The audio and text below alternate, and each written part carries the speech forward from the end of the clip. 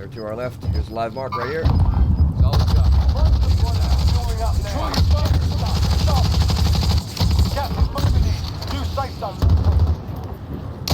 Woo! Woo! All these bitches.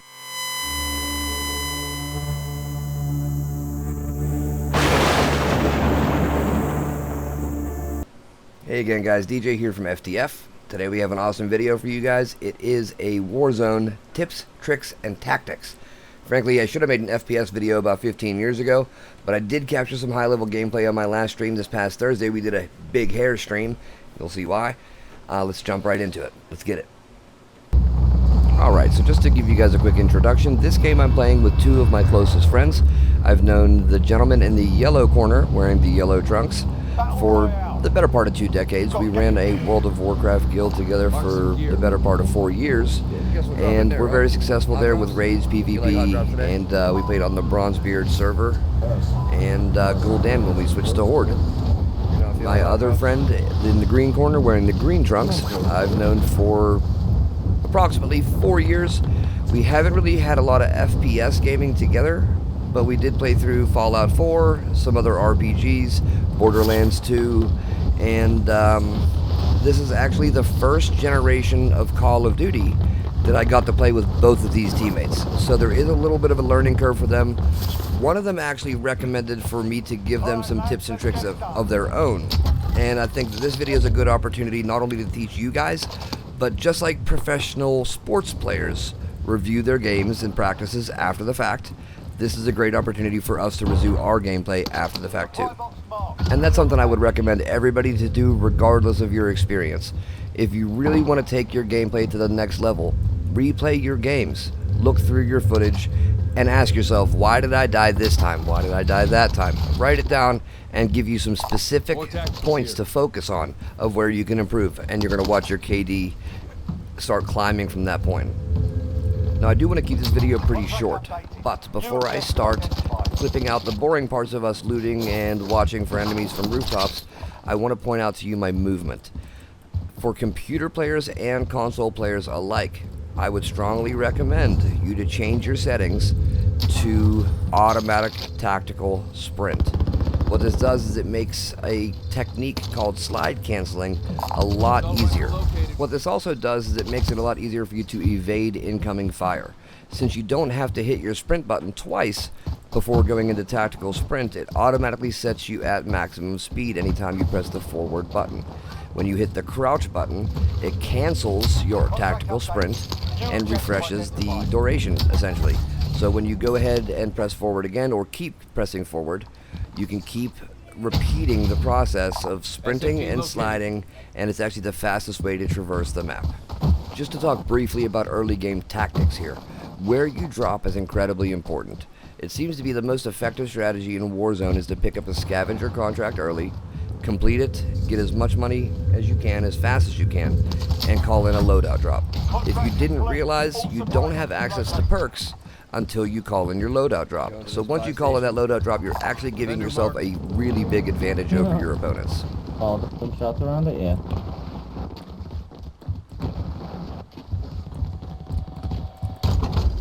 You also want to make sure that when you're throwing your loadout, you throw it in a place that it's not going to land on a roof, and it can kill you. So don't fall or crawl underneath of the loadout drop as it's coming in, or it's going to smash you when it hits the ground. Now, on this past Thursday stream, I was playing with the pure intentions of capturing high-level gameplay footage. So I went ahead with the Growl and AX50 build with a heartbeat sensor in the tactical and Semtex in my lethal slot. I also used EOD to cut down on the chances that I'm going to get killed by RPGs early in the game, and amped so that it makes it faster for me to switch back and forth between weapons. You'll notice a big difference once we get up here on this roof. And I also want to point out, when I start scoping in and out with the sniper rifle, I use a combination of the two main techniques when it comes to sniping. That's hard scoping and quick scoping. Hard scoping is when you aim your scope and you keep it open so that way you can see your field of view as clearly as possible and you're constantly zoomed in. The downfall of this is anybody in that direction can see your scope glint and they will immediately know where you're at. Quick scoping is when you aim with your reticle in the center of the screen without being zoomed in, and then quickly zoom and shoot at the same time.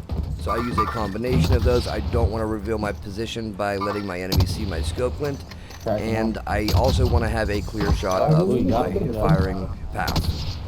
Like you saw right there, we did see some action on the mini-map. We knew some teams were fighting over there, so I go ahead and I stay zoomed in. I did get a 1 kill with a team wipe, must have been the last guy on the squad.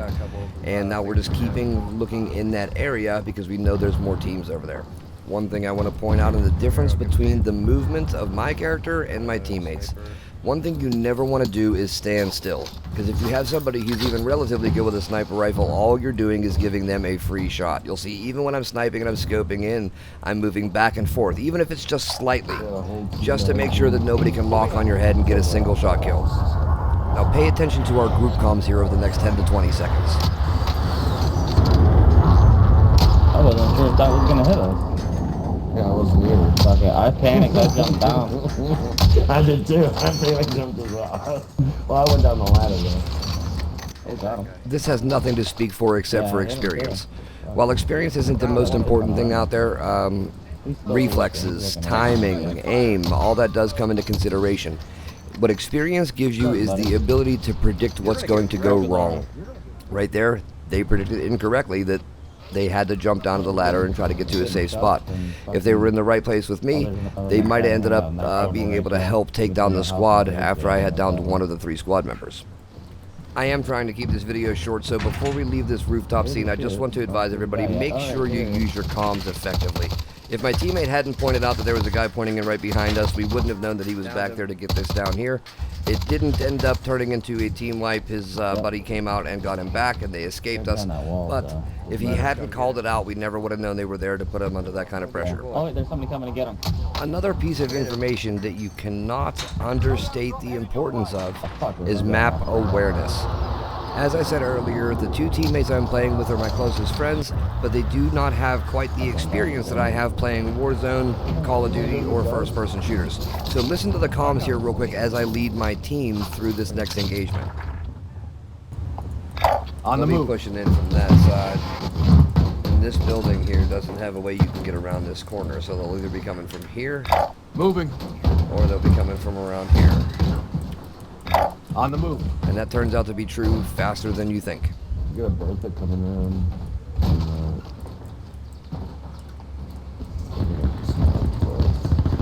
I see action on the mini-map down there. Yeah. I know there's a guy in people the on hangar. Yeah, they're right on that fucking payload. My teammates are communicating and they decide to push.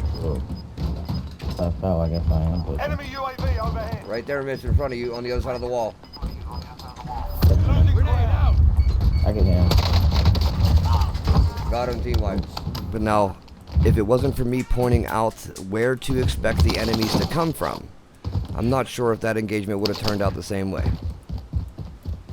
And now that we have a loadout drop available to us, it's very important that we make it there. On the first loadout drop that we purchased for ourselves, we picked up overkill loadouts, which means we get 2 primary weapons. But our second perk is completely useless after we have received those weapons. So once we go to the second loadout, we each have a special loadout that is equipped with Cold Blood in perk 1, Ghost in perk 2, and whatever the preferred is for perk 3. I still go with Amped because endgame I tend to switch from sniping to rocket launchers to be able to clear out buildings, and the increased switching time between weapons really helps with switching weapons and clearing out buildings because you will actually reload your rocket launchers that much faster. Enemy UAV overhead. Like I said earlier, I had all intentions of capturing high-level gameplay on this game, so I got my Ghost loadout, but I switched out my secondary rocket launcher for the same AX-50 I had picked up in my Overkill loadout. After that engagement, I made my way to a firehouse so I can get high ground. I got action right here. My teammate calls out that he has action across from the hangar where I'm at. I don't have a line of sight, so I move in to see if I can get a couple sniper shots on him. I see where they're shooting from. There's 2 of them. Under fire. And I use that little red marker right there to tell me where the enemy shot me from. Down 1. Crack 2. You see I'm calling out my shots as I take them. Gas is closing. Get to the new safe zone. Now, if I was playing with more experienced people, when I called out Crack 2, my team should have been immediately notified to rush that person, because the second person is cracked, the first person is eliminated, and we know that he's going to make a run for him. And we're also on the advantage because we still have our armor and they don't. That's the perfect time to wipe out enemies. It's a pick and poke type of method. Get them at a statistical advantage where they have less armor, which means less health. Less health is less bullets, and if you're all rushing in at the same time, it makes it infinitely easier to kill somebody when you're all coordinating an effort. Friendly UAV overhead. Enemy UAV. Our typical mid-game strategy is to complete recon drops so that we can see what the next future circles are going to be. That way it can give us a situational and geographical advantage over our enemies, because we can predict where the high ground is going to be, where you're going to have firing lines to and from, and to make sure that when you pick a place to go, it's a place with limited vulnerability. You're not going to post up at the bottom of a hill, after all, if you can make it to the top of the mountain and have a clear firing line on everybody below you if you have that opportunity. You're only going to have that opportunity if you can think ahead and you have the right information. Moving. That guy, look, he's rotating north to south along the circle. As you hear me talk there, I see the general direction that that contract is moving on, so I can predict where his future location is going to be. I also know people are going to be pushing across this field, so we're posting up in these because when you're walking in with the smoke, it basically limits the areas that enemies can come from. You know you're not going to get popped from behind if the smoke is coming directly behind you.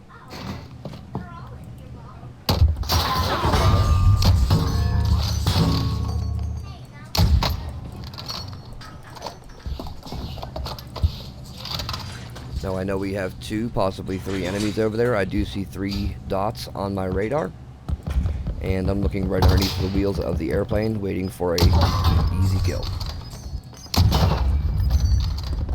Come this way. Gas is closing. And that was all because of positioning. Got movement. Time's up. Objective failed. That team ends up making the smart move and not engaging shorthanded. If they were a 2-man squad, the one guy's by himself and he knows there's a possibility he's taking on the 3 of us. Even with a 2-person squad left, it's a bad decision for them to try to push a building, hold up with a full squad of 3 people left. Enemy UAV overhead. Alright, we got a team right there. Moving. Stay by the fog. Be advised, Fuck, I guess from UAV here is we'll bingo try to move fuel. this way. RTB for resupply. Try to move up the hill. Heading this way. Rotate. Yeah, but let's rotate with the Yeah. gas. Yeah, we'll go rotate north. So as you see right there, the map awareness and being able to predict where your enemies are going to rotate is going to turn out to be incredibly important.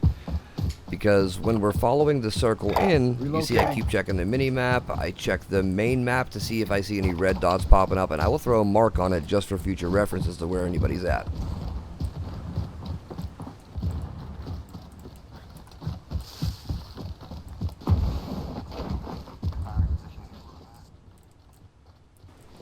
So as I said earlier, because we know where the high ground was going to be, we can sort of pre-plan our approach. I know, just out of experience and intuition, that there's going to be a team pushing in from our left. They're to our left. There's a live mark right here. I call it out to my team. Gas is moving in. New safe zone. Woo! Woo! All these bitches. Loadout drop inbound. But if we had gone up there without any inkling of where the enemies could have been, that engagement would not have turned out nearly as successful. Now, once again, this is a situation that I want to point out because my teammates are still at the previous firing position. We now have 2 teams that are at a disadvantage to us because I just wiped out 3 people, and we know there's 1 guy left on that roof, possibly 2 if his teammate has Ghost. They should not stay in the position where they know that the enemy knows where they're at, and they should push the teams that are at a disadvantage to us. It didn't end up hurting us here because even though one of my teammates gets downed, they're still sticking close together and playing as a team, and he does revive him right away. Alright, I'm with you. Gas is moving. They call out that they want to move to the south. I realize that since they're not coming to me, I'm going to have to go to them, which is very important. You might be the best player on your team, the most skilled, the best aim, the one with the most experience, or what have you. But you're going to be much less effective as a unit if you don't work together. One person still has a hard time wiping out a squad of 3 relatively equally skilled people, but when you're working as a team, it makes it that much easier. Picked him straight out of the air. I picked him straight out of the air. Woo! We're going to jump real quick to a clip from a different game to talk about 2 very important things. One is the strategy and tactics of staying by the fog when you come in. See, I see that guy coming in there. I make the deliberate choice to move south to north, east to west, up the side of the fog, so that way it's restricting the angles I can be attacked from. I know I have a team directly in front of me. I saw him run. I just have to locate them now, and I know that he's essentially going to be moving at the same speed forward that I am. So the people who want to take this as a really slow play, it's a wrong decision on multiple facets. Number one, you always want to use the latency to your advantage. It's called Peeker's advantage for a reason. When you poke your head around a corner, it takes a couple milliseconds for that data to transfer to the opponent's screen. So if you play aggressive, just the fact of how networking works is going to be in your favor. Another point is patience. These guys obviously don't have that perk.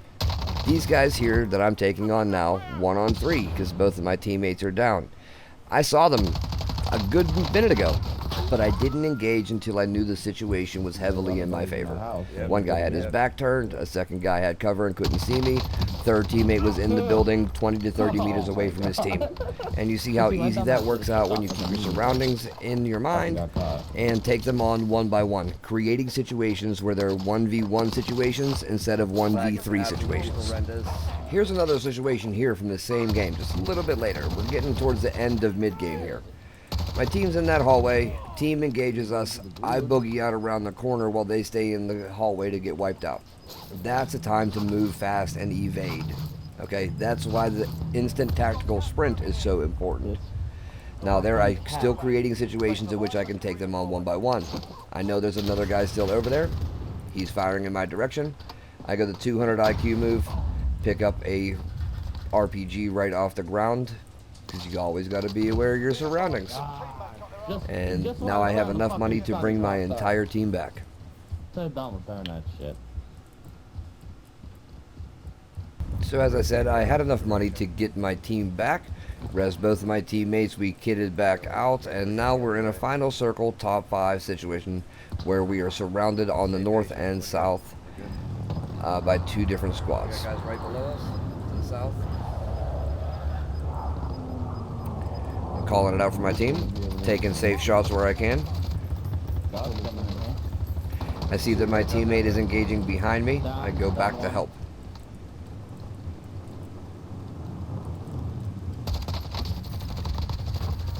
Down another one. Who's gone? Bounty target is down. Well done. Team wiped.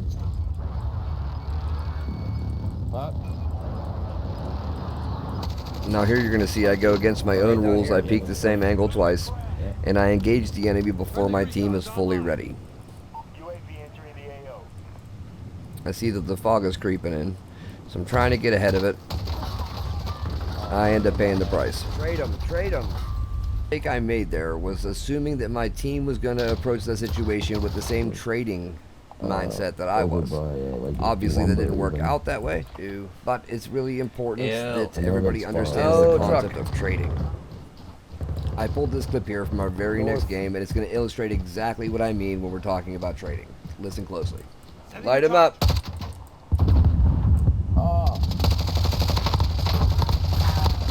Down. Oh, I'm down as well, though. There's 3 of them. Where's the I last? downed one. I got one. Down 2. Team wipe. I don't survive. I got you. Got him? Alright. Good shit, gentlemen. Good. See, that's trading. That's how you trade it. They take one of us out, we take the rest of them motherfuckers out. Even trade. We dropped those first, too. And that'll be about it for this week's video, guys. It's about twice as long as I intended it to be, but we did get to go over a lot. Got to see a lot of good footage and examples of exactly where we can learn, where we can get better. I can go in a lot more detail about some of the aspects of these things, like Peeker's Advantage. There's a lot of information out there on YouTube already. But if you guys like our style, like seeing our videos, and like spending your time here as much as I enjoy spending my time making these videos for you guys, teaching, learning myself, and making myself, my team, and my community better and stronger, then I hope you guys like, follow, subscribe. You can find us on all the social media, Twitch, Twitter, TikTok, YouTube. We're pretty much everywhere as Future Tech TV fam. And if you guys like this content with Warzone and first-person shooter instructional style videos, please leave a comment in the section below, and I'll escalate some of the future videos I have planned ahead of some tech reviews instead of like that. If you guys want to engage with us on that platform, then I'll accommodate and I'll try to push those videos out ahead of the tech reviews. So we hope you guys have really enjoyed your time here, and we'll see you next time. Thanks.